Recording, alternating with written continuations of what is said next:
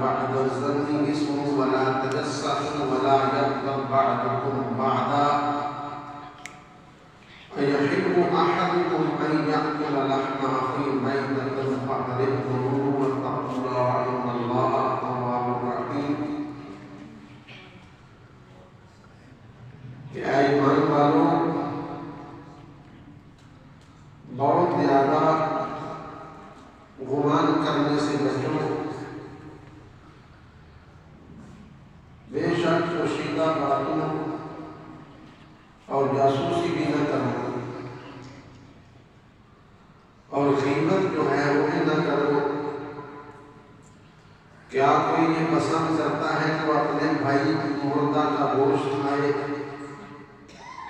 یقیناً یہ ناپسند ہوگا، اور اللہ سے ڈرو، بے شک وہ توبہ قبول کرنے والا ہے۔ اس آیت مقدسہ کے اندر پہلی چیز جو بیان کی گئی ہے کہ جاسوسی نہ کرو،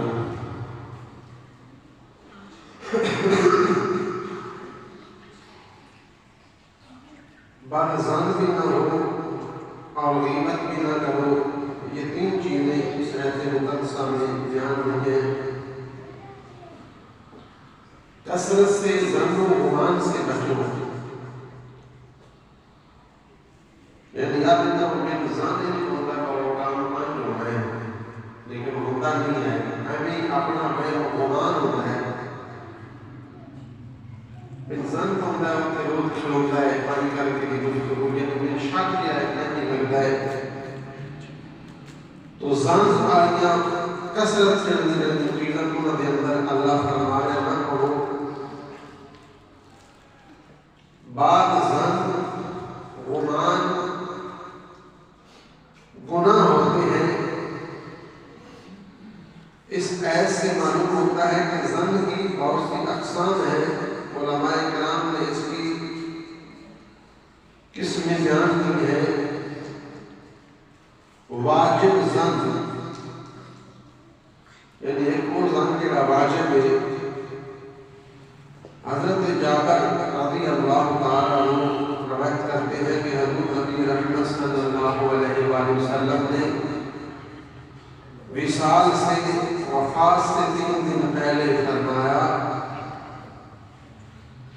کہ ایسی موت ایسی نہ آئے اللہ پر حسن ظن کہ وہ معاف کرے گا، یعنی ایسی موت آئے کہ ہمیں ظن ہو کہ اللہ ہمیں معاف کرے گا۔ ایسی موت نہ آئے ظن ہوئے پتہ نہیں ساڈا کی بنسی دا، ایسی موت نصیب نہ ہوئے۔ ایسی موت ہمارا ظن ہو کہ اللہ ہمیں معاف کرے گا، تو یہ ظن واجب ہے۔ اللہ کے ساتھ گمان کا مطلب یہ ہے کہ نیک عمل کرے، یہ نہیں گناہ کیتی جاوے، لٹ مار کیتی جاوے، ظلم زیادتی کیتی جاوے، چوریاں ڈکیٹیاں سارے بھڑے کام کیتی جاوے کہ آپ پہ اللہ غفور الرحیم وہ معاف کرے گا۔ اس نے ظن نہ کر کے نہیں رکھنا کہ اللہ معاف کر سکا۔ ظن جڑا واجب ہے وہ ہے کہ نیک عمل کرے اور اس کو بعد یہ ظن رکھے کہ میرا رب میں معاف کرے گا، یہ ظن ہے واجب۔ لیکن ظن کا مطلب ہے کہ اگر نیکی کرنے کی لوڑ کوئی نہیں، نماز پڑھنے کی لوڑ کوئی نہیں، اللہ غفور الرحیم ہے معاف کرنا ہے، اس کی بڑے بڑے گناہ مبارک معاف کرنا ہے، تو بڑے کام کر کیا کریں؟ وہ غفور الرحیم ہے۔ اگر وہ غفور الرحیم ہے تو وہ الجبار، ٹھیک ہے، وہ اس کا غضب جو ہے وہ بھی آپ سے برداشت نہیں ہوگا، اس کا عذاب بھی بڑا سخت ہے، وہ بھی قرآن میں ہی بیان ہوا ہے۔ یقیناً وہ غفور الرحیم ہے۔ تو نبی پاک صلی اللہ علیہ وسلم نے ارشاد فرمایا ایک حدیث میں، حدیث قدسی ہے کہ اللہ نے فرمایا، اللہ فرماتا ہے میں بندے سے وہ معاملہ کرتا جس کا وہ ظن رکھتا ہے مجھ سے، یعنی اپنے بندے سے وہ معاملہ کرتا ہوں جو میرے اوپر وہ ظن رکھتا ہے۔ اگر اچھا ظن ہوگا اچھا معاملہ ہوگا، اگر برا ظن ہوگا تو برا معاملہ۔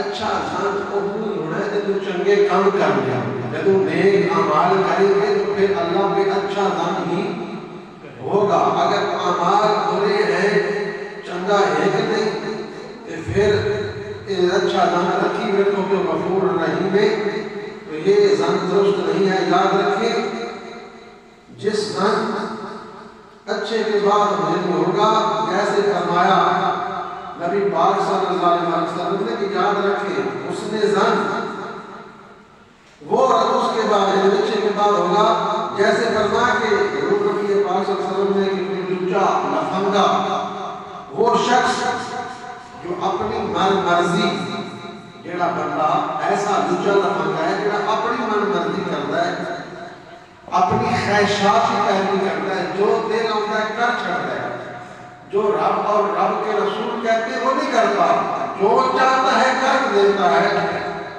اپنی من مرضی اپنے دل کی مانتا ہے۔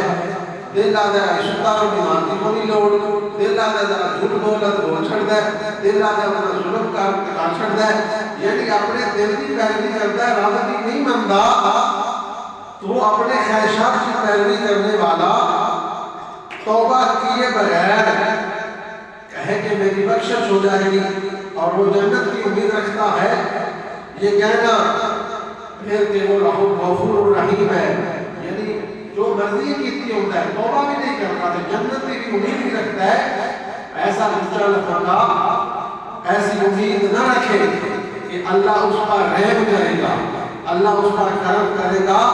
حضور نبی پاک صلی اللہ علیہ وسلم کہہ رہے ہیں کہ جو اپنے دل کی مانتا ہے رب رسول کی نہیں مانتا، تو وہ پھر کیسے امید رکھ رہا ہے کہ میرا رب اس پر جو ہے غفور الرحیم ہے، معاف کرے گا؟ حضور کی حدیث ہے۔ تو اسی طرح جو ہے وہ کچھ ظن ہے مستحب، ظن گمان، یعنی گمان اپنے مومن مباح ظن، فاسق کے بارے میں جو اس کے کام نظر آ رہے ہیں اس کے بارے میں مباح ظن جو ہے وہ درست ہے، اور وہ ظن جو ممنوع ظن ہے جسے منع کیا گیا، جیسے اللہ تعالیٰ کے ساتھ بڑا گمان منع، ویسے مومن کے ساتھ برا گمان جو ہے وہ برا گمان اللہ کے ساتھ منع ہے اور مومن کے ساتھ برا گمان منع ہے۔ اور اسی طرح بد